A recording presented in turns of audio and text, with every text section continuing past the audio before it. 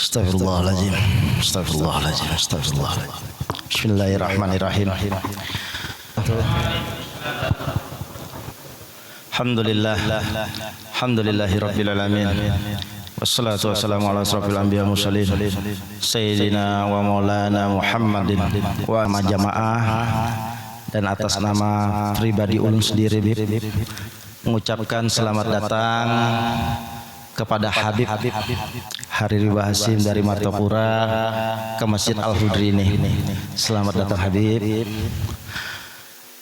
Dan kami mengucapkan terima kasih banyak kepada mohon ampun maaf apabila dalam menyambut pian masih banyak kekurangan Habib, dan barangkali ada hal-hal yang kurang berkenan di Habib, mohon kami dimaafkan Habib. Dalam kesempatan ini ulun pun bermohon kepada Allah Subhanahu wa taala semoga pian Habib tadinya ulun dapat kabar pian sempat drop Habib kesehatan, tapi alhamdulillah pian sudah sehat kembali. Maka dari itu ulun bermohon kepada Allah di subuh hari ini semoga pian Habib selalu senantiasa diberikan afiat kesehatan oleh Allah Subhanahu wa taala. Segala hajat pian Habib baik dunia akhirat segera dikabulkan oleh Allah Subhanahu wa taala. Dan yang terpenting buat kami Habib, semoga setiap langkah pian dalam misi dakwah pian menyebarkan ilmu-ilmu agama pian, ajaran Rasulullah selalu diberi kemudahan dan mendapat perlindungan Allah Subhanahu wa taala. Dengan seksama dan tertib, ulun minta tertib.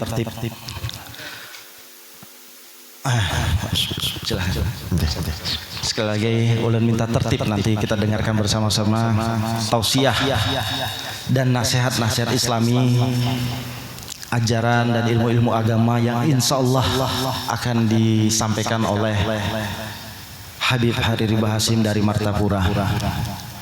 Akhir kata, terima kasih perhatiannya, kehadirannya. Jazakumullah khair. Wassalamualaikum warahmatullahi wabarakatuh. Waalaikumsalam warahmatullahi. Allahumma salli ala sayyidina Muhammad. Allahumma salli wa sallim wa barik alaihi. Allahumma salli wa sallim wa barik alaihi. Allahumma salli wa sallim wa barik alaihi. Bismillahirrahmanirrahim. Assalamualaikum warahmatullahi wabarakatuh. A'udzu billahi minasy syaithanir rajim. Bismillahirrahmanirrahim. Alhamdulillahi rabbil alamin. Allahumma salli wa sallim wa barik wa karrim wa syarrif wa azzim ala sayyidina wa habibina wa syafi'ina wa maulana Muhammadin wa ala alihi wa ashabihi ajma'in, amma ba'd. Qala Allah ta'ala fil Qur'anil Karim, a'udzu billahi minasy syaithanir rajim. Innas salata tanha 'anil fahsya'i wal munkar. Shadaqallahul azim. Hadirin kaum muslimin dan muslimat yang dirahmati oleh Allah, khususnya jamaah Masjid Al-Hudri yang insyaallah kita bersama-sama di sini memohon kepada Allah agar dicurahkan rahmat dalam sepanjang kehidupan kita, dan mudah-mudahan diberi tuntunan keberkahan daripada baginda Nabi besar Muhammad sallallahu alaihi wasallam. Pertama, ulun pribadi mengaturkan terima kasih yang sebesar-besarnya serta penghargaan yang setinggi-tingginya, wabil khusus kepada para pengurus Masjid Al-Hudri yang tadi beliau mewakili kita sekalian memberikan sambutan yang sangat luar biasa, sekaligus juga doa yang sangat luar biasa. Kembali ulun berterima kasih yang sebesar-besarnya tidak bisa membalas kebaikan pian, hanya kembali dengan doa yang terbaik. Semoga Allah Subhanahu wa taala mengabulkan setiap hajat kita dunia dan akhirat, menguatkan iman kita, menetapkan iman kita, dan semoga Allah memberikan anak cucu zuriat keturunan kita yang soleh dan solehah, hafiz dan hafizah, serta kita dimatikan dalam keadaan husnul khatimah. Amin ya rabbal alamin. Meskipun dalam sambutan dan doa itu ada sedikit rasa malu di dalam hati ulun, di dalam benak ulun ketika tadi beliau sampaikan, ujar beliau, inilah keadaan Masjid Al-Ghubari. Maka ketika kita berada di masjidnya Allah, di rumahnya Allah, subhanallah, kita semua dipandang sama oleh Allah dengan keadaan sekecil apapun, dengan keadaan seperti apapun. Karena pada hakikatnya sebagaimana kita tahu, apa yang beliau sampaikan adalah bertujuan baik, yaitu untuk memberikan sambutan dan hormat kepada tamu yang datang. Maka ini menjalankan sebahagian daripada sunnah baginda Rasulullah SAW. Tetapi ulun juga harus mengingatkan dengan diri ulun secara pribadi, ketika kita di hadapan rumahnya Allah Subhanahu wa taala di dalam masjid, maka artinya kita berada di tempat yang sangat dimuliakan oleh Allah. Alhamdulillah, dan mengucap syukur, dan bahkan kita telah diingatkan jauh-jauh hari oleh baginda Nabi besar Muhammad sallallahu alaihi wasallam, suasana masjid ini adalah suasana masjid yang sangat luar biasa, mempunyai kelebihan yang sangat luar biasa. Karena dikhawatirkan jangan sampai kita termasuk yang disebutkan oleh baginda Rasulullah, di mana tanda-tanda akhir zaman mendekati kiamat, rumah ibadah bermegah-megahan tetapi tidak ada aktivitas yang istiqomah di dalam perkara ilmu, amal, terutama perkara ibadah. Mudah-mudahan Allah mengistiqomahkan kita sekalian. Amin. Terima kasih ulun haturkan. Alhamdulillah, Allah kembali mengingatkan dengan ulun melalui lisan beliau. Mudah-mudahan ulun sendiri juga termasuk umatnya Rasulullah yang menjalankan sunnah untuk memakmurkan masjid, terutama di dalam sholat berjamaah. Amin ya rabbal alamin. Hadirin kaum muslimin dan muslimat yang dirahmati oleh Allah Subhanahu wa taala. Alhamdulillah, sampai pada pagi hari ini, di detik ini Allah memberikan kesempatan nikmat adanya umur di dalam diri kita, dan nikmat terbesar di dalam umur itu sendiri adanya iman dan Islam ditetapkan oleh Allah sampai detik ini kepada kita.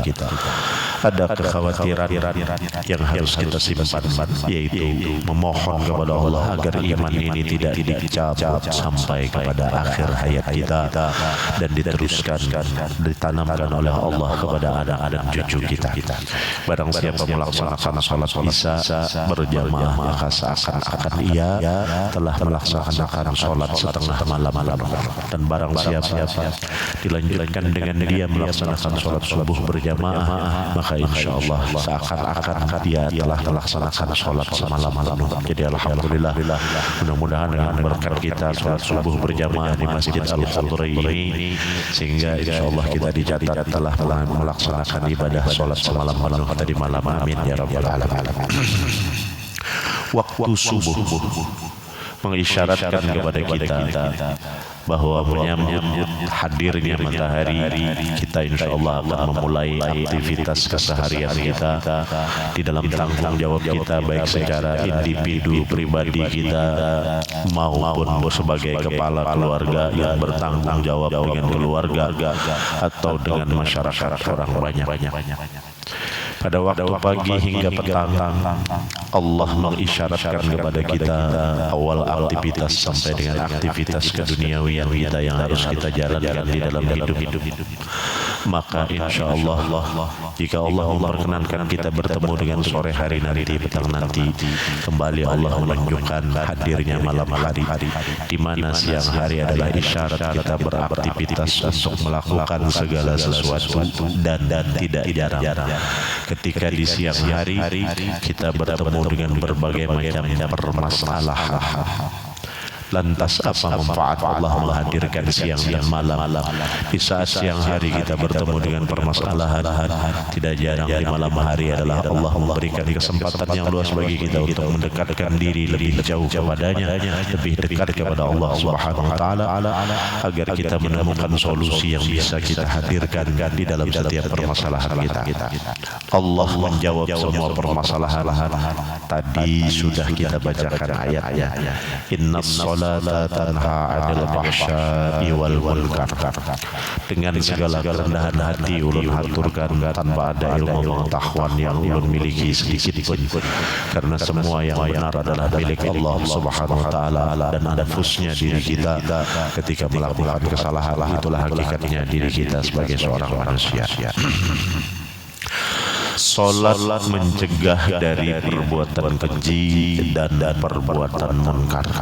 Kalimatnya terdengar singkat, keji dan munkar. Kekejian tidak hanya terjadi pada pembunuhan. Kekejian dan kemungkaran tidak hanya terjadi pada perzinahan, pada makan riba. Kekejian tidak hanya terjadi pada perbuatan-perbuatan melampaui batas lain-lainnya, tetapi kekejian dan kemungkaran mempunyai landasan paling mendasar, yaitu lahirnya apa yang terlintas di dalam benak hati kita, apa yang terlintas di dalam pikiran kita, sehingga itu menjadi sebuah visual, menjadi sebuah gambar apa yang kita lakukan dalam perbuatan kita. Rasulullah mengingatkan kepada kita, asmana wa aqla syai'un fil insani aqluh. Organ tubuh yang bisa disebut dan dikatakan paling berharga dalam diri manusia adalah akal yang diberikan oleh Allah. Kemudian baginda Rasulullah juga mengingatkan dan menyampaikan kepada kita, poin utama kunci di dalam tubuh manusia adalah hati dari daging yang lembut. Apabila segumpal daging, segumpal darah dari hati tersebut berlandaskan kebaikan, maka insya Allah setiap ucapan, tindakan dan perbuatannya juga adalah berisi kebaikan. Inilah intisari dari pentingnya sebuah sholat yang disebutkan mampu mencegah perbuatan keji dan munkar. Karena pada saat kita berbicara tentang anfus, diri kita sebagai manusia, komponen manusia tidak terlepas dari layaknya hewan. Ketika hewan mempunyai hati, kita pun manusia juga mempunyai hati. Ketika kita mempunyai mata, maka hewan-hewan juga mempunyai mata dan telinga. Ketika hewan mempunyai bagian-bagian yang vital pada bagian organ-organ tubuhnya, maka manusia pun juga demikian. Lantas di saat Allah Subhanahu wa taala menginginkan kita sebagai makhluk yang disebut manusia, Allah menjadikan kita mulia dibandingkan hewan. Dengan cara apa? Maka jawabnya adalah dengan cara Allah menyentuh kita lewat rahmatnya. Rahmat seperti apa yang Allah sentuh kepada kita? Rahmat yang Allah sentuhkan kepada manusia adalah melalui perintah wajib sholat 5 waktu sehari semalam. Apa isi daripada sholat? Isi daripada sholat adalah rukun, fardu dan sunnah yang semua berfungsi mengaktifkan persendian hidup manusia, relaksasi manusia dalam berpikir agar tidak tersesat dibimbing oleh hawa nafsu syaitan.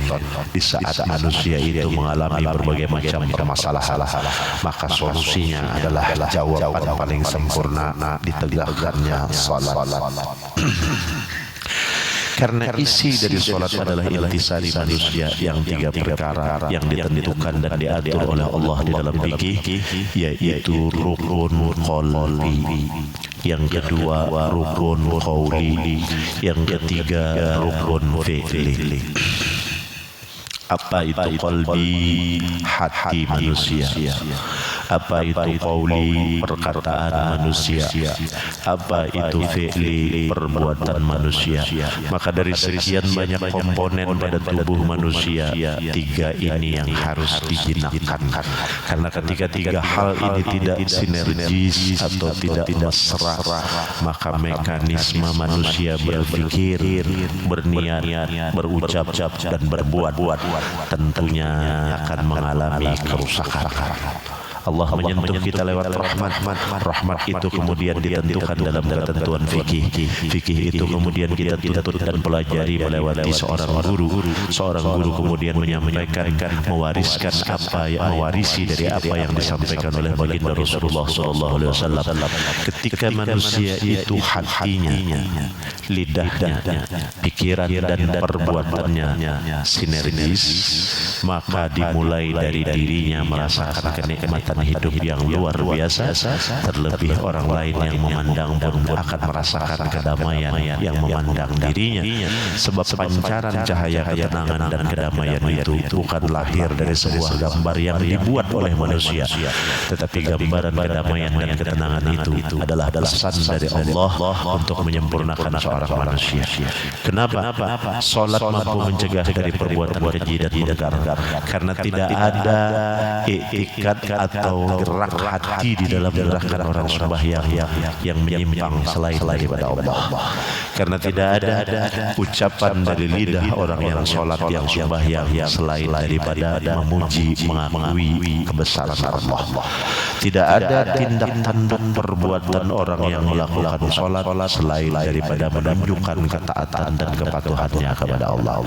Maka saat manusia itu hatinya karena Allah, lidahnya mengakui kebesaran Allah, maha tahunya Allah, maha mendengarnya Allah, maha melihatnya Allah, maha mengabulkannya Allah, ditambah dengan perbuatan yang taat kepada Allah Subhanahu wa taala, maka disitulah kenyamanan anggota tubuh kita rasakan, kekayaan hidup yang ternyata mampu kita lihat.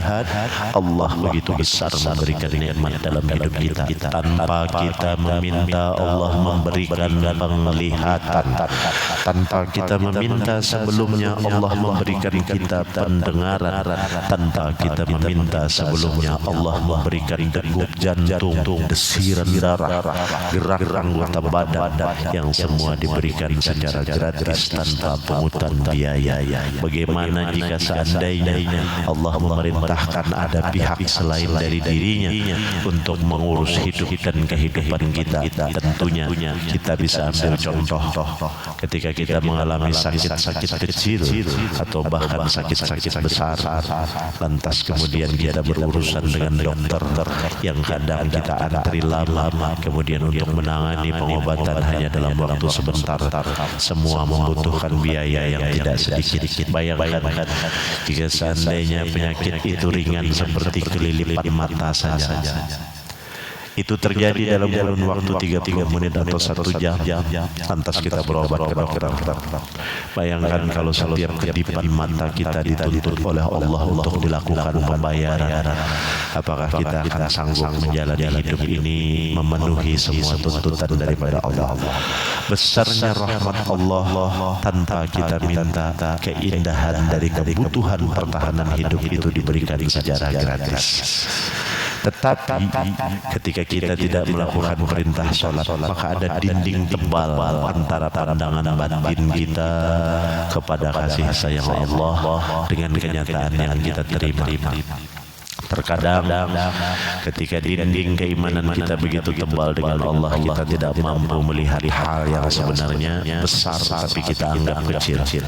Kita menganggap kecil kehidupan tentang mampu melihat, kita menganggap kecil kehidupan tentang mampu bergerak dan berjalan. Padahal sebenarnya ini adalah anugerah besar daripada Allah Subhanahu wa taala. Bayangkan Allah mencerminkan semua itu kepada saudara-saudara kita, ditampakkan dalam kehidupan kita sehari-hari. Terkadang ada saudara kita yang tidak diberikan penglihatan, yang tidak diberikan pendengaran, bahkan yang tidak diberikan kemampuan berlebih seperti kita, memiliki harta, ada tempat tinggal, memiliki makanan, memiliki pakaian yang indah atau bahkan mahal. Ini adalah anugerah besar dari Allah. Lalu muncul pertanyaan, apakah ayat tersebut sempurna? Jawabnya tentu saja sempurna, karena itu adalah kalamullah. Itu perkataan Allah, perkataan Zat yang maha sempurna yang mengetahui jauh sebelum dunia ini tercipta bagaimana nanti dunia ini bekerja, perputarannya, peristiwanya Allah sudah lebih dulu tahu. Lalu muncul pertanyaan, jika memang benar orang yang melaksanakan sholat mampu mencegah perbuatan keji dan perbuatan munkar, lantas kenapa pemandangannya saya melihat orang sholat tidak sedikit yang melakukan perbuatan keji dan perbuatan munkar? Bahasa Banjarnya banyak orang bertakun, bujurkah bibib ayat inna sholata tanha 'anil fahsya'i wal munkar itu betul-betul mampu mencegah dari perbuatan keji dan perbuatan munkar. Karena ada sedikit orang yang bahkan sholatnya 5 waktu sehari semalam, bahkan 5 waktunya aktif berjamaah di masjid-masjid, dilanggar-langgar dan bersama keluarganya, tetapi ternyata di sela-sela sholatnya dia tetap melakukan perbuatan kezaliman, kemungkaran dan kemaksiatan. Apakah ayat tersebut bisa dikatakan sempurna? Apakah orang yang sholat ketika diberikan jaminan tidak melakukan perbuatan keji dan munkar, lantas di mana letak garansi atau jaminan dari Allah Subhanahu wa taala? Allah adalah zat yang maha sempurna, maha adil, maha memerdekakan dengan kita. Jika seandainya Allah mewajibkan kepada kita setiap yang diberikan penglihatan, setiap yang diberikan pendengaran, setiap yang diberikan anggota badan dengan segala isinya, diberikan sanksi secara kontan ketika dia melakukan kesalahan, maka dunia ini tidak akan ada orang yang melakukan perbuatan keji dan perbuatan dosa. Tetapi justru kesempurnaan Allah tidak nampak jika itu ditimpakan kepada kita. Justru Allah menjadi lengkap sempurna zatnya melalui peristiwa pelanggaran yang kita lakukan, tidak sholat, tidak puasa. Karena kasih sayang Allah ada di antara jeda waktunya. Bisa jadi pembelajaran orang yang tidak sholat ditampakkan kepada kita agar kita mensyukuri nikmat adanya hidayah di dalam hati kita. Lantas bagaimana kita meletakkan sangka terhadap orang yang tidak melaksanakan sholat, lantas kemudian kebaikan itu menjadi doa bagi orang lain yang pasti akan kembali kepada kita. Di mana letak jaminan inna sholat tanha 'anil fahsya'i wal munkar? Apa keterkaitannya dengan keadilan Allah membebaskan kita untuk memilih ketika Allah menjelaskan ganjaran bagi orang yang taat dengan modal iman dan takwa yang diberikan adalah surga di kehidupan akhirat kelak. Ganjaran bagi orang yang tidak taat dengan apa yang diperintahkan oleh Allah di kehidupan akhirat kelak adalah neraka. Memilih surga dan neraka adalah kebebasan bagi kita dari Allah. Penjelasan tentang surga sangat gamblang dari Allah, demikian pula penjelasan tentang neraka sangat gamblang bagi Allah. Maka kehidupan ini dibebaskan oleh Allah. Mana yang akan kita pilih? Allah mengingatkan sholat mampu mencegah dari perbuatan keji dan munkar, maka jangan lupa sholat itu bukan hanya saat subuh, sholat itu bukan hanya saat zuhur, sholat itu bukan hanya saat asar, sholat itu bukan hanya saat maghrib, sholat itu bukan hanya saat isya.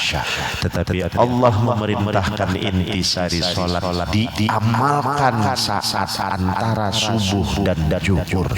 Intisari pesan sholat diamalkan di antara zuhur bertemu asar, diamalkan di antara asar bertemu dengan maghrib, diamalkan di antara maghrib bertemu dengan isya, dan diamalkan di antara isya bahkan ketika kita tertidur lelap saat bertemu dengan subuh. Artinya hati yang baik, ucapan yang baik, pikiran dan perbuatan yang baik hendaknya jangan hanya kita lakukan pada ketika sholat. Jika memang kita menginginkan kebaikan, maka kebaikan itu sudah Allah berikan kepada kita, tinggal kita mau untuk tidak memfungsikannya, menjadikannya berfaedah dalam hidup kita, maka tetaplah menjadi orang yang baik di luar daripada sholat 5 waktu. Itu yang dimaksud sebelum sholat sudah sholat. Itulah letak garansi jaminan orang yang melakukan perbuatan sholat, maka dia dicegah dari perbuatan keji dan perbuatan munkar. Siapa yang mampu mencegahnya? Dirinya yang sudah diberikan modal oleh Allah Subhanahu wa taala. Apa modalnya? Iman dan dakwah. Di mana itu diletakkan? Pada nafas dan juga pada jasadnya. Sehingga inilah yang menjadikan kita manusia yang mau menggunakan dan mensyukuri iman akan lebih mulia dibandingkan hewan. Ketika hewan tidak mengenal batas mana itu halal, mana itu haram.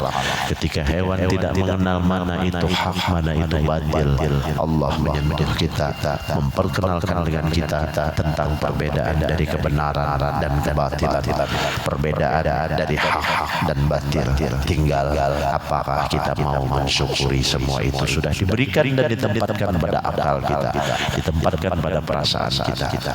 Jangan lupa Allah juga memfasilitasi pendamping dari diri kita, yaitu hawa nafsu. Siapa pemiliknya? Syaitan, iblis laknatullahi alaih, yang sudah menjadi kodrat ketentuan baginya, tidak akan pernah diam untuk menyesatkan kita. Maka hidup artinya adalah pertempuran. Itulah kenapa siang digambarkan dengan matahari yang panas, kemudian malam digambarkan dengan indahnya sayup rembulan yang redup menenteramkan batin kita.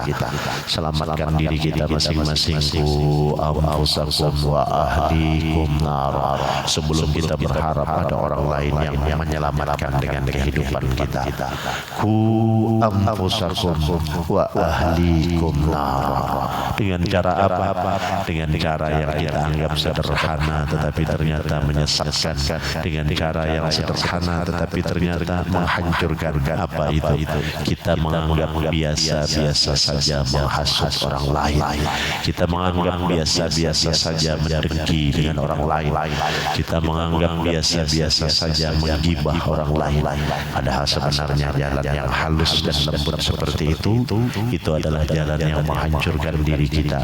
Memang bisa jadi tubuh kita tidak binasa dengan hasut yang kita miliki, dengan hasad yang kita miliki, tetapi ada kehancuran yang lebih daripada kehancuran jasad, kehancuran fisik ketika kita memelihara, menghidupkan, mensukseskan adanya peran hawa nafsu dalam diri kita. Baginda Rasulullah SAW diutus ke muka bumi ini menjadi contoh tauladan terbaik. Kenapa demikian? Ketika Al-Quran tidak mampu berbicara dengan suara, tidak ditakdirkan oleh Allah. Ketika agama Islam tidak berwujud seperti layaknya kita, tidak bergerak seperti layaknya kita, maka Islam dan Al-Quran dikombinasikan kesempurnaannya dalam perwujudan seseorang yang mampu bergerak, seseorang yang mampu bersuara untuk mencontohkan secara utuh dan sempurna apa itu Islam dan bagaimana itu Al-Quran. Maka baginda Rasulullah adalah komponen paling lengkap yang begitu disempurnakan oleh Allah tentang dunia agar hidup selamat di akhirat. Baginda Rasulullah adalah kesempurnaan Islam. Baginda Rasulullah adalah contoh kesempurnaan Al-Quran. Baginda Rasulullah adalah perwujudan nyata tentang adanya kesempurnaan zat Allah Subhanahu wa Ta'ala, yang kesempurnaan zat itu beliau buktikan melalui menciptakan baginda Rasulullah sallallahu alaihi wasallam, sehingga nikmatlah hidup menjadi seorang mukmin dan muslim tidak hanya sekedar dengan kalimat la ilaha illallah Muhammadur Rasulullah, berisi padat penuh makna kalimat tauhid tersebut. La ilaha illallah tegak lurus secara vertikal, karena ini adalah hablum minallah, hubungan seorang hamba dengan Tuhannya yang begitu diberikan akses kemudahan oleh Allah. Ketika Allah mewajibkan kita sholat 5 waktu, lantas kemudian tidak jarang sebagai manusia banyak kealfaan yang kita lakukan. Lantas bagaimana Allah memperlakukan kita? Dengan mudahnya Allah mengampuni dosa-dosa kita ketika bertaubat di hadapan Allah. Tetapi jangan lupa Allah memberikan timbangan yang adil. Muhammadur Rasulullah. Allah mengembalikan segala sesuatu kepada makhluknya. Wahai hamba-hamba Allah, diri-diri kita, terutama diri ulun secara pribadi yang gemar menggibah, yang gemar hasud, yang memelihara hasad, yang memelihara keangkuhan, ketakabburan, riya, ujub, sum'ah, rasa diri lebih hebat, merasa diri lebih pantas dibandingkan orang lain. maka tidak akan diampuni dosa-dosa kezaliman, kemungkaran dan kemaksiatan kita yang kita lakukan pada orang lain, meskipun Allah telah mengampuni ketika kita bermohon kepadanya, tetapi Allah hanya akan mengampuni ketika kita diampuni oleh sesama hamba yang kita berbuat zalim kepadanya. Berat Muhammad Rasulullah adalah timbangan adil dari kalimat la ilaha illallah. Kenapa demikian? Karena jika tidak dilakukan oleh Allah seperti demikian, maka akan ada banyak kemungkinan di muka bumi ini manusia yang menganggap dosa itu adalah sesuatu yang gampang untuk dihapuskan dan mudah untuk dilakukan, karena bisa jadi manusia akan berulang-ulang melakukan kesalahan tanpa merasa telah melakukan perbuatan dosa. Mudah-mudahan kesempatan yang singkat ini dapat membawa manfaat yang banyak bagi diri ulun pribadi. Ini bersifat renungan, tafakkur bagi ulun pribadi dan bagi kita sekalian, karena hidup kita jangan sampai kita maknai seperti hewan. Hidup ini bukan hanya sekedar mempertahankan nafas agar tidak keluar daripada jasad kita. Hidup ini bukan hanya sekedar tentang berpikir memiliki tabungan yang banyak. Hidup ini bukan hanya sekedar berpikir agar kita mampu memberikan jaminan aset pada kehidupan kita dan juga anak cucu kita. Karena jika kita berpikir tentang bagaimana pertahanan hidup dari memiliki aset yang cukup atau bahkan banyak, sungguh satu kerugian yang besar. Mengapa demikian? Karena ternyata jauh sebelum kita berpikir keras, bekerja keras, hewan lebih mampu dibandingkan kita. Di saat kita tertidur lelap di pukul 4 pagi, tidak sedikit hewan pukul 4 pagi sudah menemukan rezekinya. Di saat kita tertidur lelap di pukul 5 pagi, tidak sedikit hewan yang bahkan sudah mampu memiliki tabungan atau simpanan makanannya. Di saat kita merasa bangga dengan semua kerja keras kita, maka jangan lupa hewan jauh lebih tangguh dibandingkan kita. Tidak pernah kita mendengar hewan jatuh sakit karena cuaca yang hujan. Tidak kita mendengar hewan jatuh sakit karena cuaca yang panas di dalam bekerja untuk mempertahankan kehidupannya. Artinya ada yang lebih penting yang Allah sentuh dalam hidup kita sebagai manusia, tentang bagaimana kita memaknai hidup. Nafas ini, tubuh ini adalah sangat berharga di akhirat dan di dunia. Di akhirat dia akan hidup kekal selama-lamanya. Di dunia secara singkat dijadikan sebagai sarana dan prasarana, dijadikan hanya sebuah tiket untuk menentukan kemana nanti kita di kehidupan yang abadi di negeri akhirat. Ulun pribadi minta ampun, minta maaf, minta ridho halal dunia dan akhirat atas segala kesalahan, kekhilafan dan segala kekurangan dengan diri pian, dengan kita seberataan yang berhadir di Masjid Al-Khudari ini pada khususnya. Dan sekali lagi terima kasih yang sebesar-besarnya dan penghargaan setinggi-tingginya. Ulun sudahi dengan billahi taufiq wal hidayah wal ridha wal inayah wal afu minkum. Wassalamualaikum warahmatullahi wabarakatuh. Terima kasih kepada Al-Habib Hanafi Hariri yang telah memberikan tausiahnya kepada kita semua. Mudah-mudahan dengan sedikit yang padat tadi kita bisa mengamalkan apa ujar Sidin tadi. Dan tak lupa kita dimintakan untuk membacakan doa arwah. Yang pertama untuk almarhum Haji Ahmad Samsuri, dan yang kedua untuk Haji Muin Tarima bin Laija dan Hajah Nur Saniyah binti Haji Mahrawi. Kita mintakan kepada Habib untuk membacakan doa arwah. Al-Fatihah.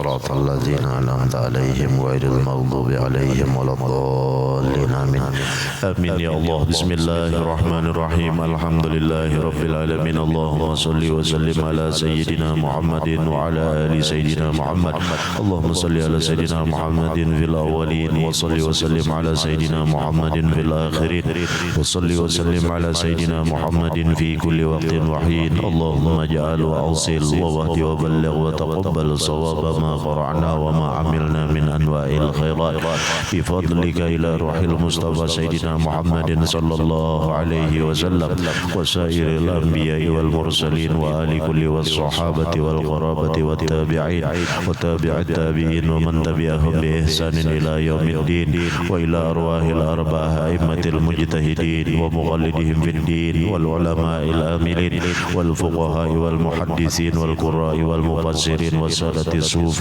والمحققين اللهم يا الله أنزل الرحمة والمغفرة والنعمة والشفاء والبركة على أهل القبور اللهم أنزل الرحمة والمغفرة والنعمة والشفاعة والبركة على أهل القبور اللهم أنزل الرحمة والمغفرة والنعمة والشفاعة والبركة على أهل القبور خصوصا إلى روح أولادنا ووالدينا ولوالدينا ولجدنا ولجداتنا ولجميع أصحابنا وقرابتنا ولجميع المؤمنين والمؤمنات والمسلمين والمسلمات اللهم اغفر له وارحمه وعافه واعف عنه اللهم اغفر لها وارحمها وعافها واعف عنها اللهم اغفر لهم وارحمهم وعافهم واعف عنهم وبرحمتك يا أرحم الراحمين إلهي أنت المقصود ورضاك مطلوبي إلهي أنت المقصود ورضاك مطلوبي ببركة شفاعة النبي محمد صلى الله عليه وسلم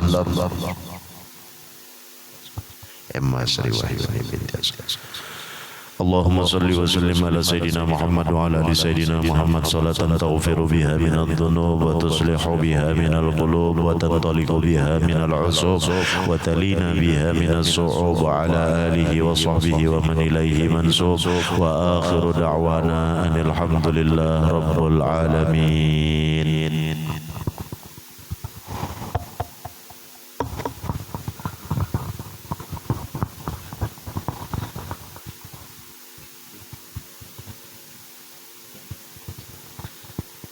Ya, baik pada para jamaah perlu informasikan sudah waktu masuk belum ya? Nanti kita sholat suruk secara berjamaah. Selanjutnya setelah sholat suruk nanti ulun minta jangan dulu beranjak pulang karena insya Allah kami mengundang para jamaah semua, bapak-bapak, ibu-ibu untuk dapat berhadir ke rumah Haji Muhammad Darwis yang lokasinya ada di sebelah masjid dalam acara maulid dan doa haul insya Allah dipimpin oleh Habib Hariri. Itu aja sambil menunggu waktu suruh kami sampaikan. Assalamualaikum warahmatullahi wabarakatuh.